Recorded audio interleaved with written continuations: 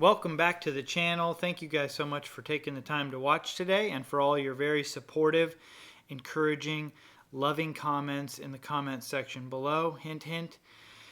And today I just got off the phone with my buddy Rich. I put a provocative and a little bit of a stir the pot type comment on my Facebook, surprise, surprise, which I like to do.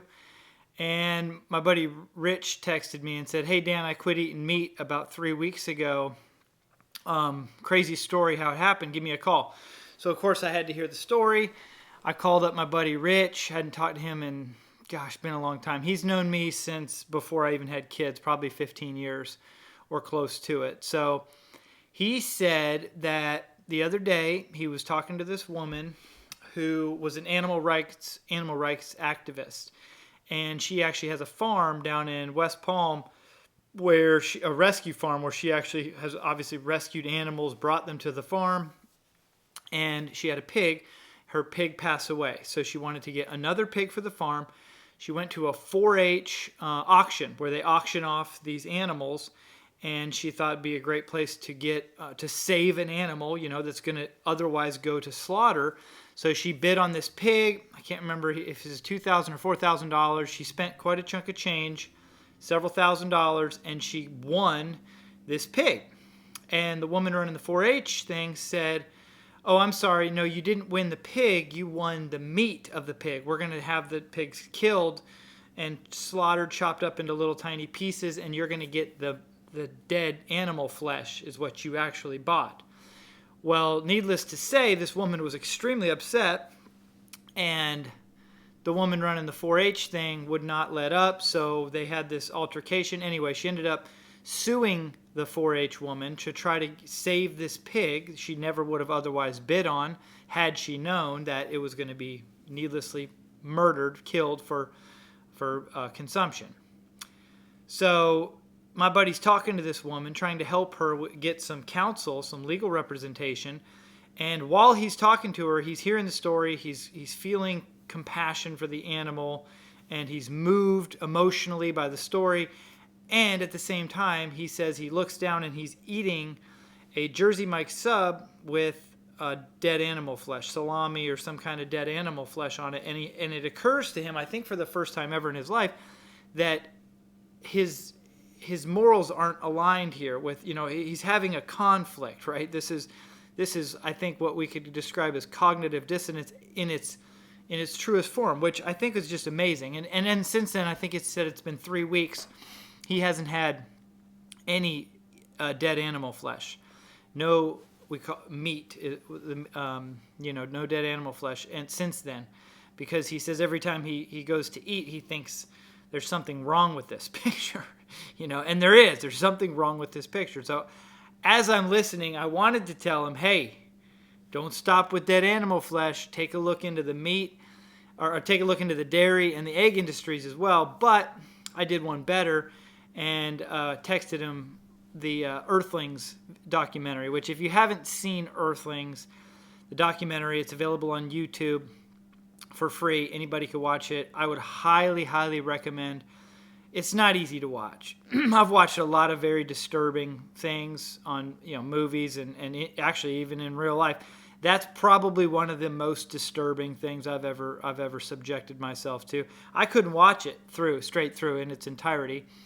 And a lot of people might think less of me for saying that. I emotionally couldn't handle it. I had to stop, shut it down, take a break, sometimes for several days, go back, watch some more. It really messed me up. It really was difficult to sit through. Land of Hope and Glory, I think, is the name of another one. But again, these are not easy or fun things to watch, but my journey into plant-based, which is what I like to call it before I decided to start, being more true to what I felt, which is vegan. My journey started back in 2016. My wife Angela and I, and actually my mom and dad, and I think we even forced the kids to watch.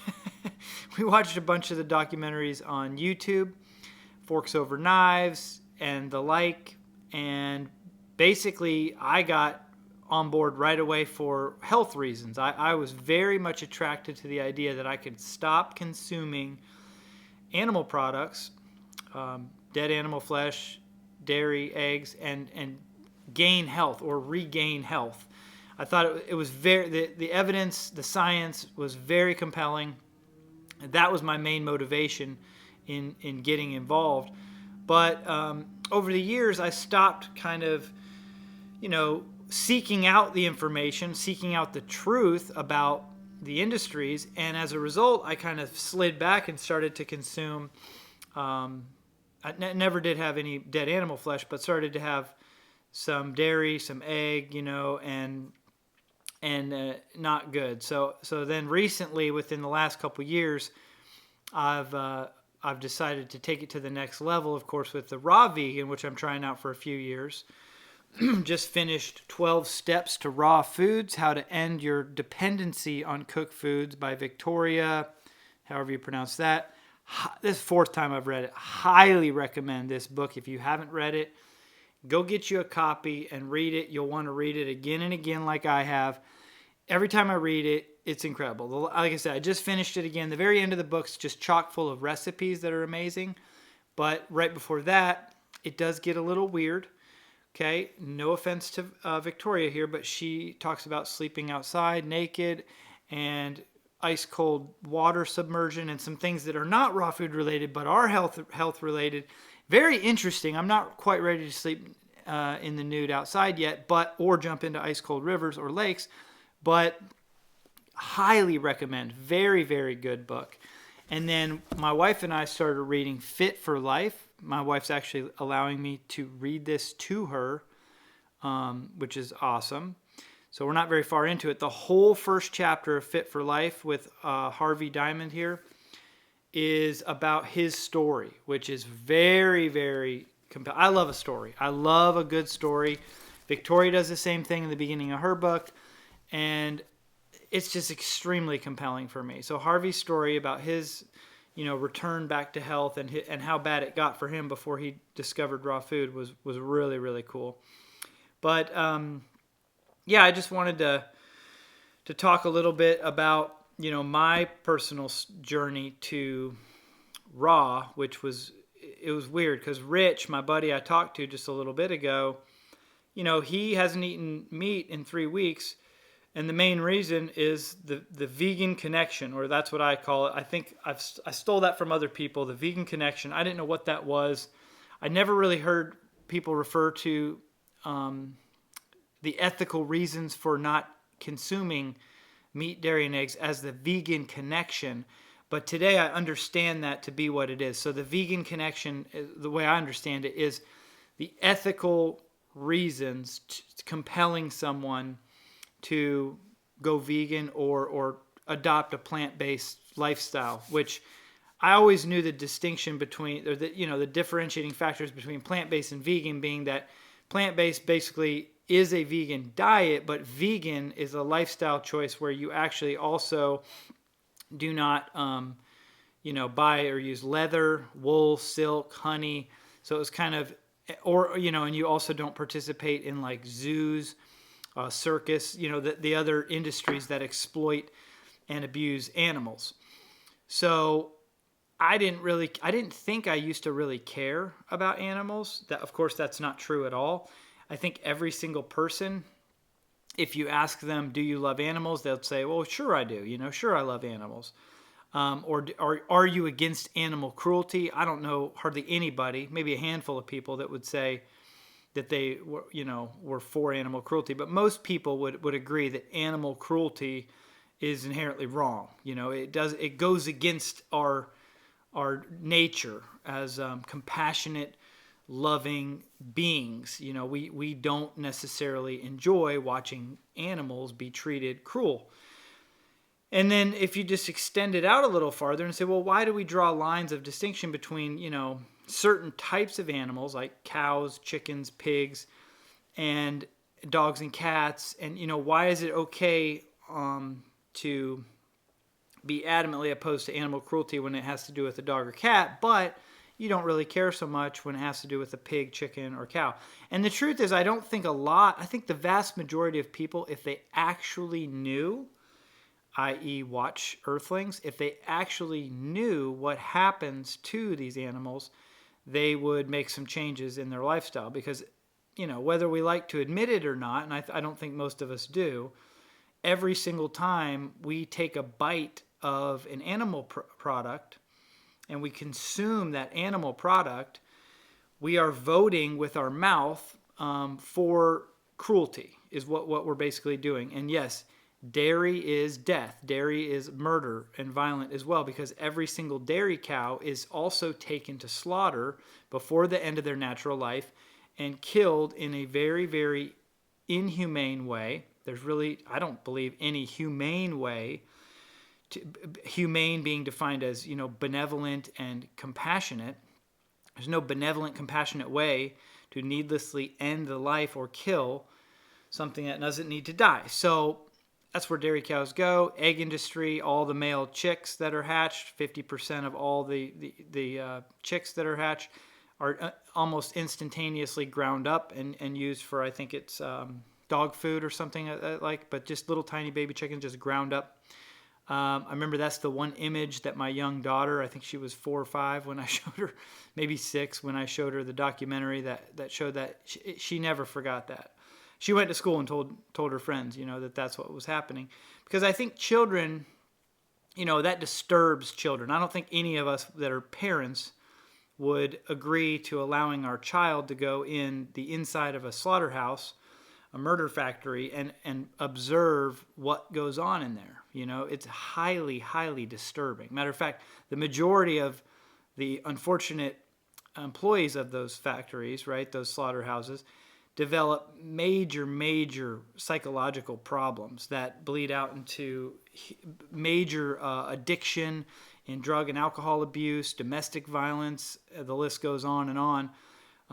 Bottom line is, if we wouldn't allow our kids to go there, why are we voting with our dollars, voting with our mouth by, again, every time we take a bite and consume animal products, we're saying, I actually am for animal cruelty. And just by way of by way of saying, I'm going to adopt a vegan lifestyle and stop contributing to the unnecessary violence, harm, and death, we're really not doing anything that amazing. People think, oh, that's kind of extreme, Dan. You're vegan, you're raw vegan. That's kind of extreme, don't you think? To me, the alternative is far more extreme. To be in favor of that type of cruelty, far, far more extreme than to just remove myself from it. And now, today, it has never been easier. It is, in fact, so easy to choose to eat vegan food. I mean, it's everywhere, and it tastes so much better than, and obviously I'm not talking about raw vegan. That's a little bit more difficult, but still a whole lot easier than I ever thought it would be. And it was the same experience when I transitioned from a standard American diet to, plant-based. And that was 6-7 years ago now. It was easy. It was way easier than I thought it would be. Most of the battle was actually in my mind. The hard work of actually eating something that didn't contain animal products was far easier than I ever thought it would be. But I made it out to be in my mind this big thing. I remember as a kid, we had a neighbor who was vegetarian, and I thought, man, I couldn't do that. You know what I mean? And I think most people, that's what they think when they hear say, oh, I couldn't do that. Raw vegan, I couldn't do that. And I'm thinking, sure you could. Absolutely you could. Not only could you, if you had seen the things that I had seen, heard the stories that I had heard, and sought out the information that I did and soaked in and subjected myself to with an open mind, you would absolutely 100% have done what I did. The only reason I do what I do is because of the experiences that I've had. Same thing could be said of anyone else. That's why I really, even though it may sound like I'm kind of judgy, I really don't stand in judgment of anybody. How could I? For years and years and years, I too participated, seemingly unknowingly at the time, right? I wasn't fully aware, and I don't think anybody truly is. Even people that swear that they are, I don't think they really are. I think that that's a level of, ignorance that they're not even aware of at the time, right? And so at least that's the case for me. It took me many, many years of not eating dead animal flesh before I started to admit to myself that I did in fact care about what happened to these animals, even though we're so far removed from what actually happens that it's relatively easy to live your whole life and never subject yourself to the truth, to the actual atrocity and horror of those factory farms, and what goes on in there. And so once you see, to me, you can't unsee that, and I thank God for the people that have, basically put their life in danger, surely their freedom, and broken laws to get the footage of the inside of these murder factories, these slaughterhouses, to show people what truly goes on. Because I think not only do we deserve to see it, I think we really need to see it. Like, for me, it wasn't until I watched that Earthlings all the way through, not start to finish, I had to stop, but it wasn't until I finished watching that I think I really had conviction about why I was deliberately choosing, consciously choosing to be vegan, to say I am no longer going to willfully participate in this kind of atrocity. I'm going to remove myself from the masses and have a whole lot of people not agree with me, and a whole lot of people, poke fun and make their little comments. And I used to make them too, so I guess it's karma. You get what you get. But, that's kind of what's happened. I don't have a whole lot of blowback, but, social media, I'll make a post and there's a lot of people that have a lot of strong feelings about, oh, if you're vegan, you're killing more creatures and beings than if you're not vegan, because the industries that are in power because of money are definitely spreading false information about what really happens.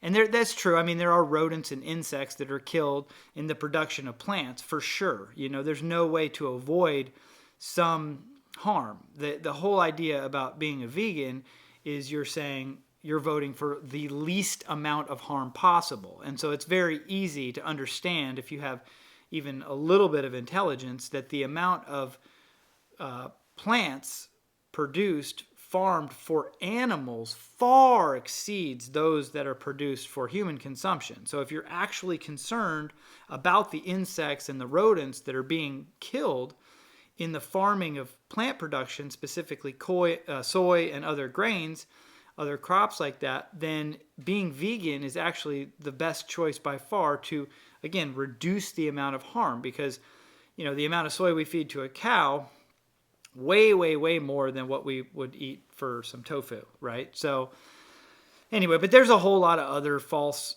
information that's being, spread out into the ethers for those that want to soak it up and just have great arguments against why a vegan diet isn't good. But basically, yeah, that's, to me, it was really good talking to Rich.